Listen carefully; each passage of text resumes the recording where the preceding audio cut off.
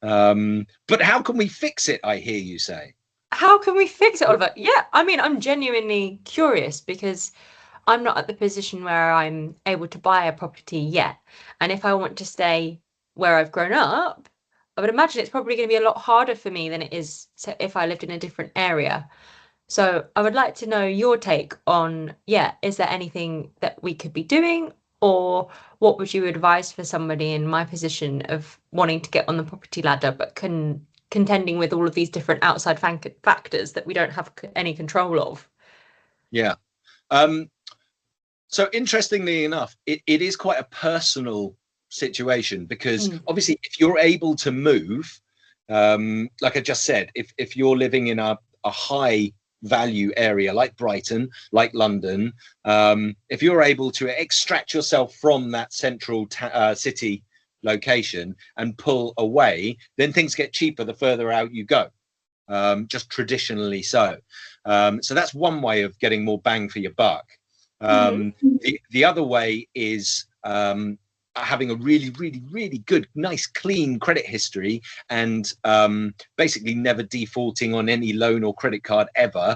And you'll be in a much better position to get a better mortgage. And therefore, what tends to happen is the mortgage rate is at its lowest possible rate for you, which is at this moment in time about 3.7 to 3.9%.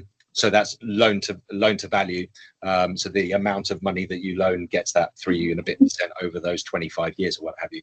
And so if you've got really good credit history, are maneuverable out of cities, popular cities, there are two ways of getting around it on a personal basis.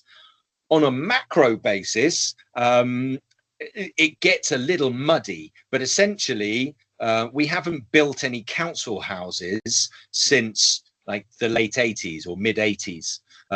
Since Margaret Thatcher did the right to buy, nothing has been done. So you've got this massive amount of social housing that is stodging up the lower end of the market, and it's the people with the least amount of money that have the biggest problem.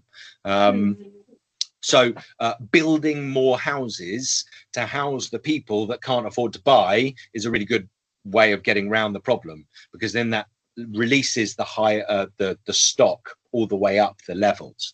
And then at the very top of the market, so your £1 million plus, that aspirational purchase for most of us, that market is really difficult, really dead, mainly on the basis that these people with a lot of money don't buy things just simply because they like the kitchen. They buy things because they see capital growth. That's the growth of the value of the property going up because the area values are going up. And as we just discussed, generally things are coming down a little bit, although there are areas where they're going up a little bit more. So your £1 million house in Brighton might sell a lot more quickly at this moment in time because you've just gone up 4.5%, as opposed to in London where they've gone down 3 and a bit percent. They might not be wanting to put that £1 million in there.